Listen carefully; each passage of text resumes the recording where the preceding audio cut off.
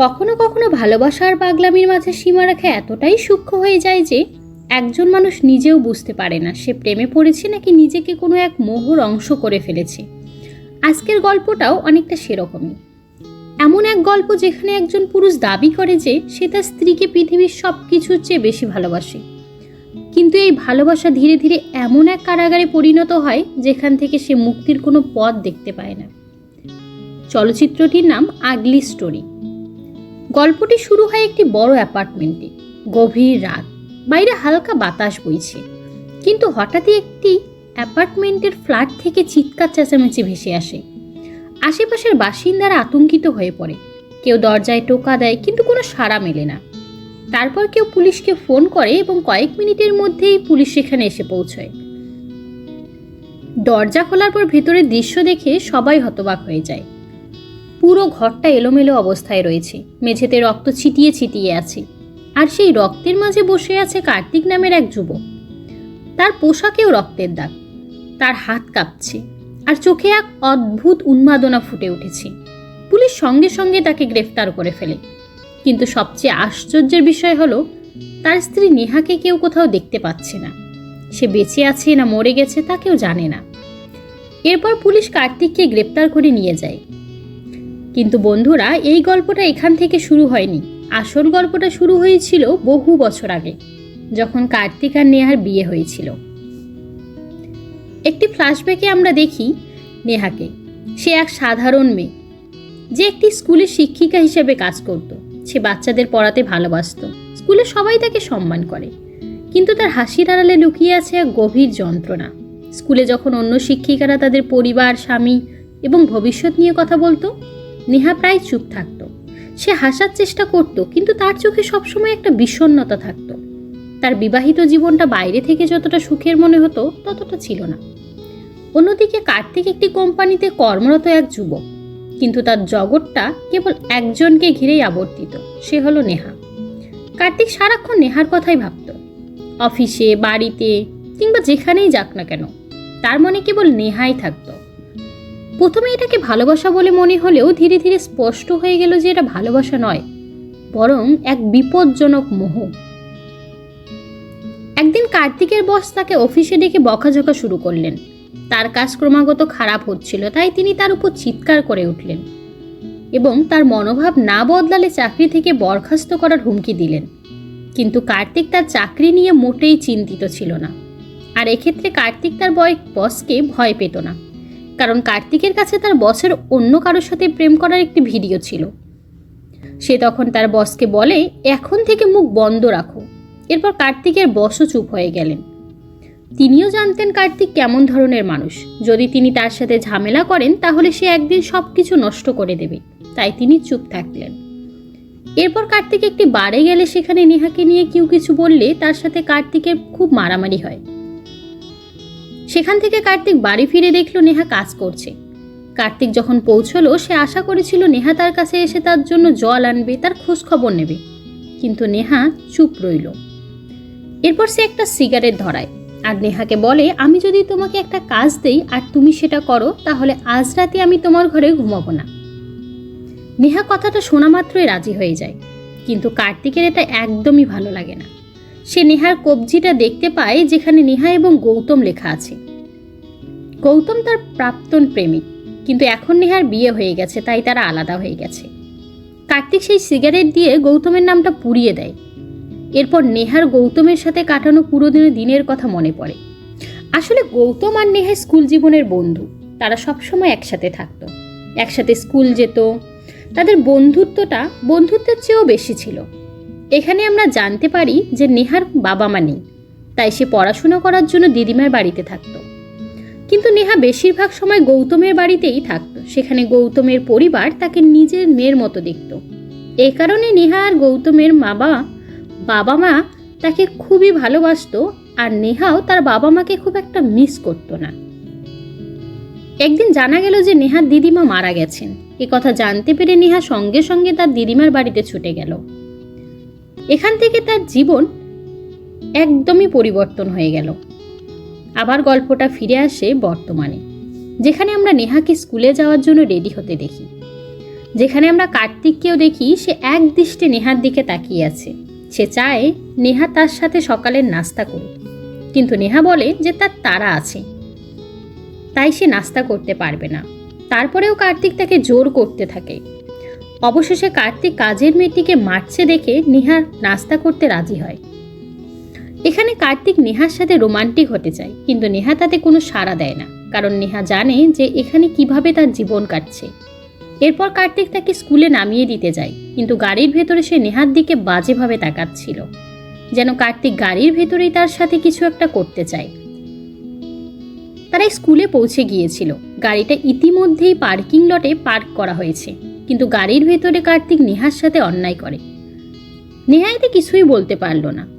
সে যে কার্তিককে ছাড়ছে না তার একটা বড় কারণ আছে। এরপর সে কাঁদতে কাঁদতে টয়লেটে যায় এবং সেখানে তার রক্তপাত শুরু হয়। ঠিক তখনই একজন এসে তাকে বলে যে চলো তোমাকে হাসপাতালে নিয়ে যাই। নেহা খুব বিচলিত ছিল। তাকে হাসপাতালে নিয়ে যাওয়া হয়। এখানে তার বান্ধবী তাকে বলে, তোমার যদি এতই খারাপ লাগে তাহলে তুমি তোমার স্বামীকে ছেড়ে দিচ্ছ না কেন? নেহা কোনো উত্তর দেয় না। সে বাড়ি ফিরে এসে অঝরে কাঁদতে থাকে। সে তার জীবন নিয়ে গভীর অনুশোচনা করছিল। ভাবছিল যে সে এমন কি ভুল করেছে যার জন্য তাকে এত কঠোর শাস্তি পেতে হচ্ছে। আর গল্পটা এখান থেকে আবারও ফ্ল্যাশব্যাকে ফিরে যায়। আমরা দেখতে পাই যে নেহার দিদিমা মারা যাওয়ার পর তার দেখাশোনার জন্য কেবল তার মামাই ছিলেন। তিনি নেহার দায়িত্ব নেন এবং তার যত্ন নেওয়া ও তাকে শিক্ষিত করার প্রতিশ্রুতি দেন। কিন্তু তাকে এই গ্রাম ছেড়ে চলে যেতে হয়েছিল। এ কারণে নেহার সাথে গৌতমের শেষবার দেখা হয়েছিল। এরপর নেহা তার মামার সাথে অন্য একটি শহরে চলে যায়, তার সাথে থাকতে শুরু করে। কিন্তু তারা একে অপরকে কখনো না ভোলার এবং সব সময় যোগাযোগ রাখার প্রতিজ্ঞা করেছিল। তারা বড় হয়েও যোগাযোগ রাখে, ঠিক যেমনটা তারা ছোটবেলায় রাখত। তারা আগের মতোই ছিল, একে অপরের সাথে খুব ভালোভাবে কথা বলতো। তারা প্রতিদিন একে অপরের সাথে কথা বলতো এবং সুখী ছিল। এভাবে নেহা এবং গৌতম কখনো একে অপরকে মিস করেনি। একদিন গৌতম শহরে আসে এবং নেহার সাথে দেখা করে। নেহাকে বলে যে তার বাবা অসুস্থ, তাই সে শহরে এসেছে এবং এখন তারা এখানে থাকতে যাচ্ছে এবং হয়তো সে এখানে একটি চাকরি পেতে পারে। কিন্তু এখানে সে খুব বেশি টাকা পাচ্ছে না, তাই সে অন্য কোথাও গিয়ে কাজ করতে পারে, কিন্তু এখানে থাকার সময় যে তোমার সাথে কিছু সময় কাটাতে চায়। গৌতম নেহাকে তার বাড়িতেও নিয়ে যায়। নেহার পরিবার এখন আগের মতোই তাকে ভালোবাসে। এখন নেহা ও গৌতম একে অপরের সাথে অনেকটা সময় কাটায়। নেহা গৌতমকে খুব ভালোবাসে, তাই সে তার হাতে নেহা ও গৌতম ট্যাটু বানিয়ে ফেলে। এরপর নেহা তার মামার বাড়িতে ফিরে আসে। নেহা তার মামাকে গৌতমের ব্যাপারে কিছুই বলেনি।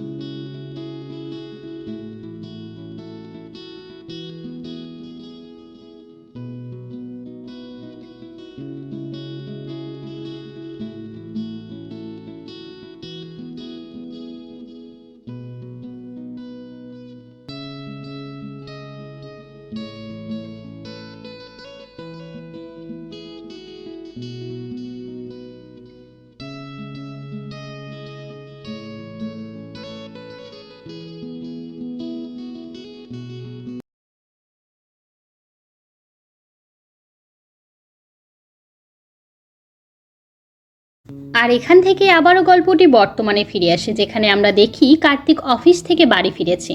নেহা ঘুমিয়ে আছে। সে নেহাকে জাগিয়ে তোলে। নেহা বলে যে তুমি আমাকে যতই জোর করো না কেন, আমি তোমাকে কখনোই ভালোবাসবো না, কারণ আমি গৌতমকে ভালোবাসি। কার্তিক মাঝে মাঝে একদম ঠিকঠাক কথা বলে, কিন্তু পরের মুহূর্তে সে পাগল হয়ে নেহাকে মারতে থাকে। কার্তিক নেহাকে বলে যে আর না, আজ সে তাকে দিয়ে বলাবে তুমি আমাকে ভালোবাসো। সে তাকে দিয়ে বলাতে চেয়েছিল আমি তোমাকে ভালোবাসি, কিন্তু নেহা বলে যে যাই হোক না কেন সে কখনোই বলবে না। এটা শুনে কার্তিক নিজের মাথায় বোতল ভাঙতে থাকে। তার মাথা থেকে রক্ত বের হতে থাকে। বেশ কয়েকটি বোতল ভাঙার পর নেহা এটা দেখে অজ্ঞান হয়ে যায়। কিছুক্ষণ পর ডাক্তার আসে সেখানে। ডাক্তার নেহাকে পরীক্ষা করে বলে তার অতিরিক্ত উচ্চ রক্তচাপের কারণেই এরকমটা হয়েছে। তখনই ডাক্তার লক্ষ্য করেন যে কার্তিকের মুখেও আঘাতের চিহ্ন আছে, তাই তিনি তাকে ওষুধ লাগিয়ে দেন এবং নিজের স্ত্রীর যত্ন নিতে বলে সেখান থেকে বেরিয়ে যান। এরপর নেহার জ্ঞান ফিরলে সে দেখে কার্তিক কোথাও নেই। কার্তিক কোথায় যেতে পারে তা সে বুঝতে পারছিল না। তখনই পাশের ঘরে গেলে সে দেখে সেখানে অনেক কাঠ, আর কার্তিক সেগুলোর উপর পেট্রোল ঢেলে বলল, আজ যদি তুমি আমায় আই লাভ ইউ না বলো তাহলে আমি এই পেট্রোলে আগুন ধরিয়ে দিব। যদি তুমি না চাও আমি এই যন্ত্রণায় মরি, আর যদি চাও আমি বেঁচে থাকি, তাহলে তোমাকে অবশ্যই আমাকে আই লাভ ইউ বলতে হবে। কিন্তু নেহা চুপ রইল, সে কিছু বলল না। পর মুহূর্তে কার্তিক একটা দেশলাই কাঠি বের করে তাতে আগুন ধরিয়ে দিল। এটা দেখে নেহা পুরোপুরি আতঙ্কিত হয়ে অবশেষে কার্তিককে আই লাভ ইউ বলল। কিন্তু এটা বলার পর নেহার খুব খারাপ লাগছিল। পরের দৃশ্যে দেখি নেহা স্কুলে পৌঁছেছে। সেখানে গৌতমকে দেখতে পায়। গৌতম তাকে সব জায়গায় খুঁজতে শুরু করে, কিন্তু এটা ছিল তার ভুল ধারণা। তখন তার বান্ধবী তাকে জিজ্ঞাসা করে তুমি কাকে খুঁজছো। তখন নেহা তার বান্ধবীকে গৌতমের ব্যাপারে সমস্ত বলে দেয়। এমনকি তার সাথে যা যা ঘটেছিল তার সবটাই তার বান্ধবীকে বলে। এসব শোনার পর তার বান্ধবী তাকে বলে যে যদি তার সাথে এমন নিষ্ঠুরতা করা হয় তবে তার এগিয়ে যাওয়া উচিত। তারপর সে তার অতীতের স্মৃতিচারণ করে। তার মামার বাড়িতে যাওয়ার পর নেহার মনে হয়েছিল যে সেখানে তার একটি ভালো জীবন কাটবে, তার মামা তাকে ভালো শিক্ষা দিতে পারবেন।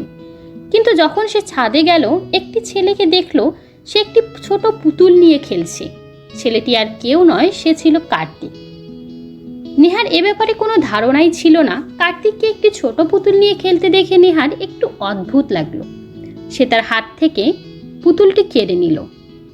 সে সেখানে শুধু নেহাকে দেখতে গিয়েছিল। নেহার আসার পর কার্তিকের মধ্যে অনেক পরিবর্তন হয়েছিল। সে আর আগের মতো ছিল না, তার অনেক উন্নতি হয়েছিল। এমনকি মামা তাকে বলে যে এ তো হচ্ছে তোমার ভবিষ্যতের বধূ, তাই ওর খুব যত্ন নিও। কিন্তু নেহা সে মুহূর্তে কিছুই বলতে পারল না। সে বুঝতেই পারছিল না কিভাবে সে কার্তিককে বিয়ে করতে পারে। এভাবে অনেকটা সময় কেটে যায়। দুজনেই বড় হয়ে ওঠে, কিন্তু কার্তিকের ভেতরের পাগলামিটা তখনও কমেনি। সেটা ধীরে ধীরে বাড়ছিল। নেহার প্রতি আচ্ছন্ন হয়ে পড়ছিল সে। নেহা অল্প সময়ের জন্য তার থেকে দূরে থাকলে কার্তিক অদ্ভুত আচরণ করতে শুরু করত। কার্তিক নেহার প্রতি এতটাই মোহগ্রস্ত হয়ে পড়েছিল যে সে শুধু সারাক্ষণ নেহাকেই দেখতে চাইতো। এমনকি নেহা যখন ঘুমোতো, সে যেখানেই থাকুক না কেন কার্তিক সব সময় নেহার দিকে চেয়ে থাকত। কিন্তু একদিন এমন কিছু ঘটলো যা কার্তিক কখনো কল্পনাও করতে পারেনি। গৌতম আর নেহা বাড়ি ফিরল। কার্তিক তাদের দেখল। গৌতম আর নেহা একে অপরকে জড়িয়ে ধরল। কার্তিকের এটা দেখে খুব খারাপ লাগলো। নেহা যখন বাড়ি ফেরে তার মামা তাকে বলেন যে তিনি জরুরি কাজে অন্য শহরে যাচ্ছেন। এটা শুনে নেহার খুব খারাপ লাগলো, কারণ সে একা কার্তিকের সাথে কোনোভাবেই এক বাড়িতে থাকতে চায় না। সে কার্তিককে খুব ভালো করেই চেনে যে তার সুযোগ নিতে কার্তিক একবারও ভাববে না। এখন তারা দুজনে এখানে খেতে শুরু করে। মামা বলেন যে তিনি শীঘ্রই ফিরে আসবেন, তার চিন্তা করার কোনো দরকার নেই। এ কারণে নেহা এখানে কিছুটা স্বস্তিতে ছিল। কিছুক্ষণ পর কার্তিক এখানে আসে। সে খুব রেগেছিল, কারণ সে সম্প্রতি গৌতম এবং নেহাকে একে অপরের সাথে জড়িয়ে ধরতে দেখেছিল। যখন তার আঙ্কেল চলে যায়, নেহা রাতে একটি মেসেজ পায়। এটি আসলে একটি ভিডিও ছিল এবং তাতে গৌতম আর নেহা একে অপরকে জড়িয়ে ধরেছিল এবং এই ভিডিওতে কার্তিকও ছিল।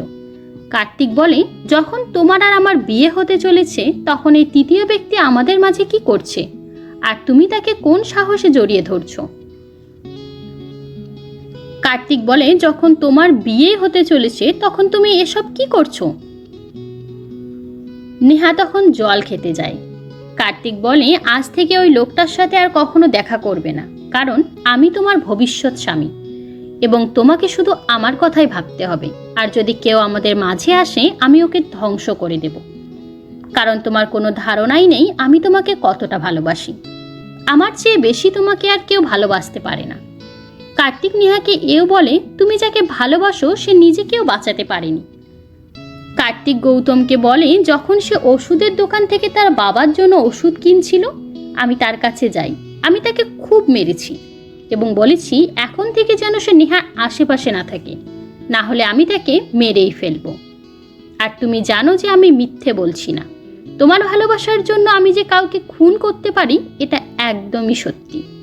এসব শোনার পর নেহা পুরোপুরি আতঙ্কিত হয়ে পড়ে। সে বুঝতে পারে যে কার্তিক কোনো সাধারণ মানুষ নয়, এমনকি সে একজন স্বাভাবিক মানুষও নয়। সে একজন সাইকো। সে সত্যিই যে কোনো কিছু করতে পারে। এখানে কার্তিক বলে, আমার মনে হচ্ছে তুমি আজ রাতে পালিয়ে যেতে পারো, তাই আমি বাড়ির বাইরে বসে থাকব। যদি কেউ তোমাকে নিতে আসে আমি তাকে মেরে ফেলব। আমি যখনই তোমার নাম ধরে ডাকবো তখনই তোমাকে উত্তর দিতে হবে। আর এই প্রক্রিয়াটি সারা রাত ধরে চলতে থাকে। নেহা তাকে উত্তর দিতে দিতে ক্লান্ত হয়ে যায়, কিন্তু সে ঘুমায় না। পরদিন সকালে তার মামা আসেন। মামাকে দেখে নেহার মনে আশা জাগে। সে ভাবে সে হয়তো মামা এখন সবকিছু সামলে নেবেন, কিন্তু সেরকম কিছুই হয় না। কার্তিক নিজের বাবার দিকে ছুরি তাক করে বলে, তুমিই তো বলেছিলে এই মেয়েটা আমাকে বিয়ে করবে, কিন্তু আজ সে অন্য একজনের সাথে আছে। এই কথা বলে কার্তিক চলে যায় এবং নেহা মামাকে বলে যে সে গৌতম নামের একটি ছেলেকে ভালোবাসে।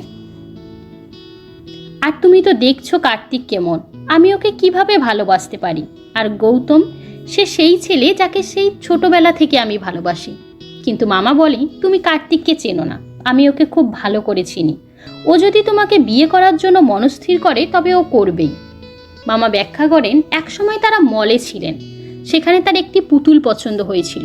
তিনি বুঝতে পারছিলেন না যে কার্তিক শেষ পর্যন্ত ওটা দিয়ে কি করবে, তবে তারা পুতুলটি কিনে নিয়েছিল।